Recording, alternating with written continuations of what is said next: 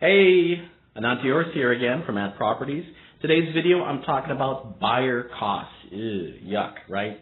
No, frown. Fortunately, you gotta pay them. A majority of them are variable costs. The one fixed is the transfer taxes. Both buyers and sellers have to pay transfer taxes when you're dealing with residential property. In the city of Chicago, it's $7.50 per 1,000 of purchase price. Okay, so that's a simple calculation, and that is fixed. So you can know right off the bat that's what you're going to be paying. As far as other important variable costs, let's kind of go through them real quick.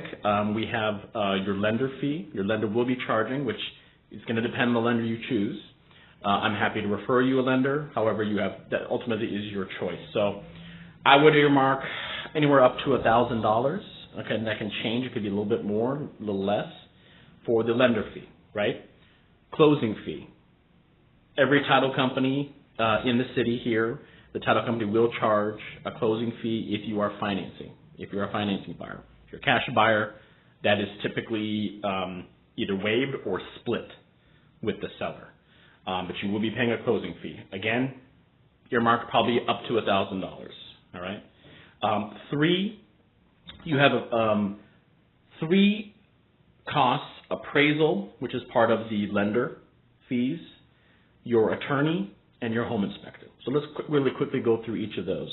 Appraisal fee is going to be anywhere from $250 to $400 to get the appraisal. 2, your attorney fees will range anywhere from $500 to $800. And 3, home inspector. One of the most important things I cannot stress enough, and I'll actually probably have a video a little later regarding that specifically, but that inspector fee will be based on square footage of the property of your choice, so that can be anywhere from $250 all the way up to $450. Okay, so those are those 3. Commission, the great news. That's that little silver lining, right?